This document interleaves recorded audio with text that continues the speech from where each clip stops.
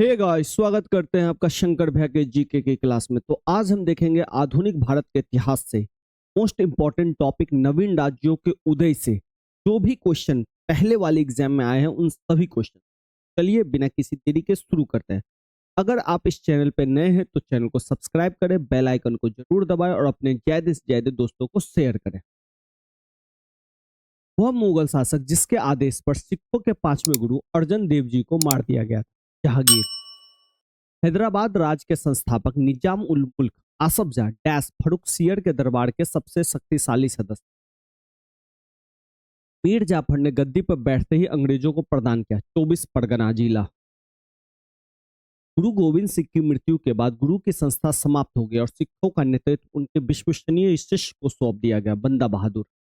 वह सिख गुरु जिसने 1699 में खालसा पंथ की स्थापना की। खालसा निष्ठावान समुदाय है जो अपने विश्वास के दृश्य प्रतीकों को पहनते हैं और योद्धाओं की तरह प्रशिक्षित हुए। श्री गुरु गोविंद सिंह वह शासक जिसने रंगपट्टनम में स्वतंत्रता के वृक्ष का रोपण किया और जेकोबिन क्लब का सदस्य भी बना, वह टीपू सुल्तान था। सिखों के सैन्य संप्रदाय खालसा का प्रवर्तन किया गया गोविंद सिंह द्वारा। सिख समुदाय का एक अभिन्न अंग लंगर को बनाया गुरु अमरदास ने। वह सिख गुरु जिसने सिख विवाह समारोह की शुरुआत आनंद कारज के नाम से की, श्री गुरु अमरदास। आसफुद्दुल्ला द्वारा निर्मित आसफ इमामबाड़ा स्थित है। आसफी इमामबाड़ा जो है लखनऊ में। अंग्रेजों ने पंजाब पे कब्जा कर लिया था 1849 में। ईस्ट इंडिया कंपनी के खिलाफ प्लासी का युद्ध लड़ा था सिराजुद्दौला ने। प्लासी के युद्ध में ब्रिटिश ईस्ट इंडिया कंपनी के सैन्य दल का नेतृत्व किया था रॉबर्ट क्लाइव ने। हैदराबाद का अंतिम निजाम था मीर उस्मान अली खान। सहायक संधि की प्रणाली को स्वीकार करने वाला भारतीय मूल का शासक था। हैदराबाद टीपू सुल्तान संबंधित है श्रीरंगपट्टनम से। दोस्त मोहम्मद खान के खिलाफ 1838 में त्रिपक्षीय संधि पर किस किस ने हस्ताक्षर किया था? लॉर्ड ऑकलैंड ने, महाराजा रंजीत और शाह सूजा ने। श्रीरंगपट्टनम में हुए चौथे एंग्लो मैसूर युद्ध में हत्या हुई थी टीपू सुल्तान की। भारत में ब्रिटिश उपनिवेशवाद की नींव रखी थी प्लासी के युद्ध ने। आयरकुट के नेतृत्व में ब्रिटिश सेना ने जब पोर्टो नोवा में हैदर अली को हराया और मद्रास को बचाया था जुलाई 1781 में। अंग्रेजों ने मैसूर के साथ टोटल 4 युद्ध लड़े। हैदर अली शासक था तो मैसूर का, और हैदर अली का ही बेटा था टीपू सुल्तान। प्लासी युद्ध लड़ा गया 23 जून 1757 को। प्लासी की लड़ाई भागीरथी नदी के तट पे हुई थी। हैदर अली ने अंग्रेजों के साथ मद्रास संधि पर हस्ताक्षर किए जिसमें दोनों उनके उभयनिष्ठ शत्रु डैश के विरुद्ध परस्पर मदद के लिए सहमत हुए थे, मराठा। भारत की स्वतंत्रता से सबसे पहले सबसे बड़ा सामंती राज्य था हैदराबाद। तृतीय मैसूर युद्ध कब लड़ा गया? 1790 से 92। डैश के परिणाम स्वरूप तृतीय आंग्ल मैसूर युद्ध कब समाप्त हो गया था? श्रीरंगपट्टनम की संधि के द्वारा। डैश भारत के सबसे बड़े महलों में से एक है जिसे अंबा विलास के रूप में भी जाना जाता है। यह वाडियार महाराज का निवास था मैसूर। टीपू सुल्तान मस्जिद स्थित है कोलकाता में। खालसा सेना के सैन्य कमांडर बंदा बहादुर डैश में शहीद हुए थे 1716 में। गुरु गोविंद सिंह जी ने डैश में खालसा पंथ की स्थापना की 1699 में। आदि ग्रंथ डैश समुदाय का धार्मिक ग्रंथ है सिखों का। सिख गुरु डैश के निमंत्रण पर सूफी संत हजरत मियाँ मीर ने अमृतसर में स्वर्ण मंदिर की आधारशिला रखी थी। श्री गुरु अर्जन देव जी ने विश्व प्रसिद्ध स्वर्ण मंदिर की आधारशिला हजरत मियाँ मीर ने रखी थी। सिख धर्म के पहले गुरु डैश थे नानक देव जी। किलियावाला युद्ध कब लड़ा गया था? 1850 में। स्वर्ण मंदिर डैश झील के किनारे पर स्थित है, अमृत सरोवर झील के किनारे। Nursery of the Bengal army डैश कहा जाता है अवध को। राजा रंजीत सिंह ने अदालते ए आला की स्थापना की थी लाहौर में। मुगल बादशाह द्वारा नियुक्त बंगाल का अंतिम सूबेदार था मुर्शिद कुली खां। गुरु नानक ने अपना उत्तराधिकारी घोषित किया था लहना को। द्वितीय मैसूर युद्ध समाप्त हुआ मंगलोर संधि के द्वारा। प्रथम आंग्ल मैसूर युद्ध में विजय हुआ हैदर अली। टीपू सुल्तान ने ब्रिटिश सेना को 1780 में हराया था पोलीलूर में। वह ब्रिटिश इतिहासकार जिसने विचार का खंडन किया कि टीपू सुल्तान एक कट्टरपंथी था पी.ई. रॉबर्ट्स। बंगाल के गवर्नर जनरलों में तृतीय आंग्ल मैसूर युद्ध के संबंध लॉर्ड कॉर्नवालिस। ईश्वर की इच्छा थी कि मैं सब धर्मों को एक निगाह से देखूं। उसने दूसरी आंख की रोशनी ले ली, यह कथन था महाराजा रणजीत सिंह का। रणजीत सिंह के राज में सम्मिलित था श्रीनगर। सिख राज्य का अंतिम राजा था दलीप सिंह। गुरु ग्रंथ साहिब के संकलन में प्रमाणित किया जाता है गुरु गोविंद सिंह। वह सिख गुरु जिसकी जयंती गुरु पर्व त्योहार के रूप में मनाई जाती है, नानक देव। 10वें एवं आखिरी सिख कौन थे? गुरु गोविंद सिंह। लंगर की परंपरा आरंभ की गुरु नानक ने। डैश सिख गुरु ने आदि ग्रंथ संकलित किया? गुरु अर्जन देव ने। सुल्तान के शासन के दौरान राजधानी थी श्रीरंगपट्टनम। द्वितीय आंग्ल मैसूर युद्ध समाप्त हुआ बेंगलोर की संधि से। 18वीं शताब्दी में अंग्रेजों ने मैसूर शासकों के साथ डैश युद्ध 4 डैश का संबंध तीसरे आंग्ल मैसूर युद्ध और भारत में लोक सेवाओं की शुरुआत से है। लॉर्ड कॉर्नवालिस के दो वाडियर राजवंश का शासन था मैसूर। सुल्तान के शासनकाल में उनके राज्य मैसूर की राजधानी श्रीरंगपट्टनम। टीपू सुल्तान और ब्रिटिश ईस्ट इंडिया कंपनी ने बंगलोर की संधि पर हस्ताक्षर किए थे 1784 में। 1789 के रंगपट्टनम की लड़ाई में अंग्रेजों ने हराया था टीपू सुल्तान को। श्रीरंगपट्टनम के युद्ध में टीपू सुल्तान की हार के बाद अंग्रेजों के साथ एक सहायक गठबंधन के तहत मैसूर की गद्दी को किसने शासन किया? तो वाडियारों ने। टीपू सुल्तान को डैश के शेर के रूप में जाना जाता है, मैसूर का शेर। तृतीय आंग्ल मैसूर युद्ध के दौरान बंगाल के governor general Lord Cornwallis. Asaf जाही राजवंश के निजाम ने शासन किया दक्कन प्रांत में। स्वतंत्र बंगाल राज्य की स्थापना की थी मुर्शिद कुली खान। बक्सर ने के युद्ध में अंग्रेजी सेना का नेतृत्व किया था हेक्टर मुनर। मीर कासिम संबंध है बक्सर के युद्ध। बंगाल के तत्कालीन नवाब डैश से हुगली नदी के दाहिने किनारे पर स्थित एक व्यापारिक पोस्ट स्थापित करने की अनुमति प्राप्त करके चंद्रनगर को 1673 में एक फ्रांसीसी निवेश के रूप में स्थापित किया इब्राहिम खान ने। 1756 में सिराजुद्दौला के बाद बंगाल के नवाब बने थे अलीवर्दी खां। तो अलीवर्दी खां के बाद सिराजुद्दौला जो है बंगाल का नवाब बना था। बंगाल मुगल नियंत्रण से अलग हो गया मुर्शिद कुली खां के समय जब वो उपराजपाल था। बंगाल डैश के नेतृत्व में धीरे धीरे मुगल नियंत्रण से अलग हो गया मुर्शिद कुली खां के समय। 1757 में प्लासी का युद्ध जीता था ब्रिटिश ईस्ट इंडिया कंपनी ने। प्लासी नाम का एक छोटा सा गांव जिसे प्लासी के युद्ध के लिए जाना जाता है इंडिया कंपनी और नवाब सिराजुद्दौला के बीच लड़ा गया। ये भागीरथी नदी के किनारे है। ब्लैक हॉल स्मारक स्थित है पश्चिम बंगाल में। मीर जाफर को वर्ष डैश में पुनः बंगाल के नवाब के रूप में प्रतिष्ठित किया गया 1764 में। प्लासी के युद्ध के बाद बंगाल का नवाब डैश को बनाया गया तो मीर जाफर को। प्लासी के युद्ध में नवाब सिराजुद्दौला की हार के बाद एक मुख्य कारण यह थी कि सेना का नेतृत्व डैश नामक उसके एक सेनापति ने किया जिसने कभी युद्ध ही नहीं लड़ा। तो सिराजुद्दौला का जो हार का मुख्य कारण था मीर जाफर। सेनापति तो था लेकिन उसने युद्ध ही नहीं किया। मीर मदार और मोहनलाल संबंधित है प्लासी के युद्ध से। प्लासी के युद्ध के समय मुगल सम्राट था आलमगीर द्वितीय। ब्रिटिशों के साथ अलीनगर की संधि पर हस्ताक्षर किए थे सिराजुद्दौला ने। 1764 में लड़ा गया था बक्सर का युद्ध। उदौला और शाह आलम ने रॉबर्ट क्लाइव के साथ इलाहाबाद की संधि पर हस्ताक्षर किए थे 1765 में। वह गवर्नर जनरल जिसके कार्यकाल में ईस्ट इंडिया कंपनी को शहंशाह शाह आलम द्वारा बंगाल बिहार उड़ीसा में दीवानी अधिकार दिए गए थे लॉर्ड क्लाइव।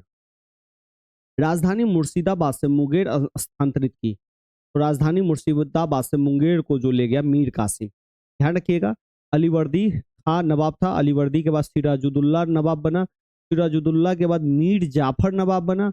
अब मीर जाफर के बाद ध्यान रखिएगा मीर कासिम बना। अब मीर कासिम के बाद फिर से मीर जाफर बना। ये ध्यान रखिएगा। वह स्थान जहां पे प्लासी युद्ध के बाद मीर जाफर को बंगाल के नवाब की राजगद्दी दी गई थी मुर्शिदाबाद। तो पंजाब के बारे में देख लेते हैं। ब्रिटिश ने साल डैश में एंग्लो सिख युद्ध में सिखों को हराने के बाद पंजाब पे कब्जा किया था 1849 में। अमृतसर में स्थित हरमंदिर साहिब गुरुद्वारा स्वर्ण मंदिर जिसको हम कहते हैं कि सुनहरे सौंदर्यीकरण के लिए जाना जाता है। राजा रणजीत सिंह सिख साम्राज्य की स्थापना की थी महाराजा रणजीत सिंह के राज की राजधानी थी पंजाब की राजधानी जो उस टाइम में थी लाहौर। 1846 में ब्रिटिश साम्राज्य और डैश के बीच लाहौर की संधि पर हस्ताक्षर किए राजा दलीप सिंह। विरासत ए खालसा नामक संग्रहालय स्थित आनंदपुर साहिब में। स्वर्ण मंदिर के निर्माण का मार्गदर्शन किया था गुरु अर्जन देव ने। 1708 में गुरु गोविंद सिंह जी की मृत्यु के बाद खालसा ने डैश के नेतृत्व में मुगल साम्राज्य के खिलाफ विद्रोह किया। बंदा बहादुर ने सिख धर्म के छठे गुरु थे गुरु हरगोविंद। औरंगजेब के आदेश पर सिखों के 9वें गुरु श्री गुरु तेग बहादुर की हत्या कर दी गई थी 1675 में। श्री अकाल तख्त साहिब डैश परिसर के भीतर स्थित है, स्वर्ण मंदिर के भीतर। श्री गुरु गोविंद सिंह की मृत्यु के बाद सिखों ने बंदा बहादुर के नेतृत्व में डैश के खिलाफ विद्रोह किया था, मुगलों के खिलाफ। गुरुमुखी लिपि का आविष्कार डैश के द्वारा किया गया था, गुरु अंगद के द्वारा। हेमकुंड साहिब गुरुद्वारा स्थित है उत्तराखंड में। खालसा पंथ की नींव रखी थी गुरु गोविंद सिंह। 1469 में पैदा हुए पहले सिख गुरु नानक देव पैदा हुए थे तलवंडी में। डैश ने अमृतसर में स्वर्ण मंदिर के नाम से विख्यात विश्व प्रसिद्ध हरमंदिर साहिब का निर्माण कराया था गुरु अर्जन देव ने।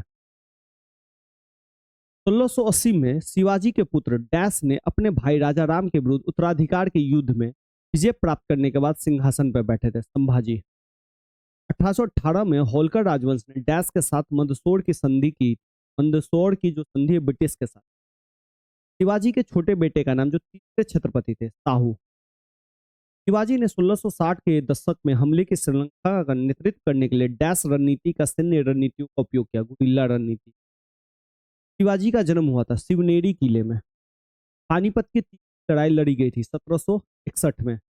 पानीपत के तीसरे युद्ध में अहमद शाह अब्दाली से युद्ध किया था मराठाओं ने। तालाबाई की संधि पर डैश में हस्ताक्षर किए गए, जिसने पहले एंग्लो मराठा युद्ध को समाप्त कर दिया 1782 में। मराठों ने अहमद शाह अब्दाली को पराजित होकर सत्ता खो दी 1761 में। पानीपत का तृतीय युद्ध हुआ था। हसीन की संधि पर हस्ताक्षर किए थे 1802 में।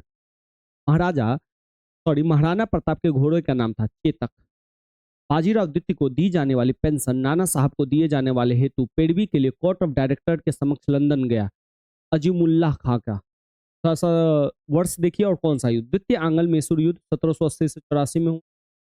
फ्रांसीसी युद्ध 50 से 54 में हुआ है 1700। द्वितीय आंग्ल मराठा युद्ध 1803 से 5 में हुआ और द्वितीय एंग्लो अफगान युद्ध जो 1878 से 80 में हुआ। बाजीराव पेशवा के दत्तक पुत्र का नाम था नाना साहेब। सिराजुद्दौला लॉर्ड क्लाइव द्वारा परास्त हुआ था किसके युद्ध में, तो प्लासी के। 19वीं शताब्दी में भारत की ओर से विस्तार का डर एंग्लो अफगान संबंधों का आधार था। रूस के विस्तार के डर से ईस्ट इंडिया कंपनी के बारे में यह टिप्पणी की, कंपनी एक असंगति है परंतु यह उस व्यवस्था का भाग है जहां सब कुछ असंगत है। में काले बाजीराव प्रथम या बाजीराव बल्लाल के पुत्र थे पेशवा बालियाजी विश्वनाथ। डैश अंग्रेजी मराठा युद्ध के परिणाम स्वरूप पेशवाओं के प्रांतों का विलय बम्बई प्रेसिडेंसी में हो गया। तृतीय युद्ध के बाद भारत में पूना के मराठा पेशवा बाजीराव द्वितीय और अंग्रेजों के बीच बसीन की संधि पे हस्ताक्षर हुए थे 1802 में। तालाबाई की संधि पे 1782 में। पानीपत की तीसरी लड़ाई लड़ी गई 14 जनवरी 1761 में। बाजीराव प्रथम शासक था पेशवा। उन्हें कभी डैश की राजधानी के रूप में जाना जाता, पेशवाओं की राजधानी के रूप में जाना जाता। बाजीराव द्वितीय जिसका कार्यकाल 1796 से 1818 के बीच में पेशवा वंश का शासक था। वर्ष डैश में मराठों द्वारा ब्रिटिश को किए गए आत्मसमर्पण से मराठा साम्राज्य का अस्तित्व समाप्त हो गया, जिससे तीसरा एंग्लो मराठा युद्ध भी समाप्त 1818 में। 23 जून 1757 को ब्रिटिश ईस्ट इंडिया कंपनी ने डैश के युद्ध में बंगाल के नवाब पर निर्णायक जीत हासिल की, प्लासी का। 1662 में पुर्तगाल के राजा इंग्लैंड के चार्ल्स द्वितीय को इस भारतीय तटीय शहर को दहेज के तौर पर उपहार में दिया गया, तो मुंबई को 10 पाउंड सालाना था इसका किराया। भारतीय इतिहास में सन 1756 में घटित हुई काल कोठरी की घटना हुई थी कलकत्ता में। बंगाल के नवाब सिराजुद्दौला प्लासी की लड़ाई में हारे थे 1757 में। प्लासी का युद्ध ईस्ट इंडिया कंपनी और डैश के बीच हुआ था, बंगाल के नवाब के बीच। प्लासी की लड़ाई के बाद अंग्रेजों ने भारत में राजनीतिक सत्ता हासिल कर ली और यह लड़ाई 1757 में हुई थी। ईस्ट इंडिया कंपनी ने बंगाल और बिहार पर दीवानी अधिकार प्राप्त किए 1765 में। मुगलों ने ईस्ट इंडिया कंपनी को दीवानी अधिकार बंगाल, बिहार, उड़ीसा में राजस्व संग्रहण करने और दीवानी मामलों का निस्तारण करने का अधिकार 1765 में प्रदान किया था। बक्सर का युद्ध 1764 में लड़ा गया था। प्लासी का युद्ध कब लड़ा गया था, 1757 में।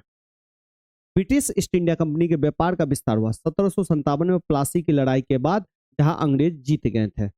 1757 में प्लासी के युद्ध में ईस्ट इंडिया कंपनी की सेना का नेतृत्व जो है प्लासी के युद्ध में रॉबर्ट क्लाइव ने किया था, और बक्सर के युद्ध में हेक्टर मुनरो ने किया था। बक्सर वाला में ध्यान रखिएगा, मुनरो ने किया था। प्लासी और बक्सर की लड़ाई में अंग्रेजी शासन की स्थापना की बंगाल में। मुर्शिद कुली खान ने खुद को बंगाल का नवाब घोषित कर दिया और अपनी राजधानी ढाका से हटाकर मुर्शिदाबाद कर ली। ईस्ट इंडिया कंपनी ने रंजीत सिंह के साथ अमृतसर की पहली संधि पर हस्ताक्षर किया 1809 में। प्रथम एंग्लो बर्मा युद्ध का अंत हस्ताक्षर करने पर हुआ, याडाम्बो की संधि। बक्सर के युद्ध के बाद ईस्ट इंडिया कंपनी मुगल सम्राट को प्रतिवर्ष 26 लाख देने पर सहमत हुई। डलहौजी ने भारत में ब्रिटिश साम्राज्य के लिए अवध को कब्जे में ले लिया था। राज्य में अव्यवस्था है इस ये कह के अवध को अपने कब्जे में डलहौजी ने। हड़प नीति का कट्टर समर्थक था डलहौजी। वह दूसरा प्रांत जिसने सहायक संधि को स्वीकार किया था, मैसूर। महाराजा दलीप सिंह ने पंजाब के ब्रिटिश साम्राज्य में विलय से संबंधित कागजों पर हस्ताक्षर किए 29 मार्च 1849 को। विलय का सिद्धांत के तहत राज्यों के विलय का सही क्रम है, तो सबसे पहले सतारा, फिर बघाट, फिर उदयपुर, फिर झांसी। तो आपको ये याद रखना है, सतारा। डलहौजी के पहले ही हड़प नीति को लागू कर दिया गया था मांडवी, कोलाबा, जालोर और सूरत पे। उत्तर पश्चिम प्रांत में अवध का एकीकरण हुआ 1877 में। सहायक संधि स्वीकार नहीं की गई थी। इंदौर के होलकर राजे ने यह सहायक संधि स्वीकार नहीं की थी। अवध के नवाब वाजिद अली शाह को ईस्ट इंडिया कंपनी ने गद्दी से उतार दिया 1856 में। लॉर्ड डलहौजी ने कुशासन के आधार पर अवध का विलय किया 1856 में। रिंग फेंस की नीति नाम से जुड़ा है वारेन हेस्टिंग्स का। भारत के उत्तर पूर्वी भाग में त्रिपुरा की पूर्वी रियासत पर शासन था चाणक्य वंश का। भारत के डैश राज पे अहोम वंश का शासन था, असम का। अवध के नवाब ने ब्रिटिश भारत के गवर्नर जनरल लॉर्ड वेलीजली द्वारा शुरू किए गए सहायक गठबंधन को स्वीकार किया था 1801 में।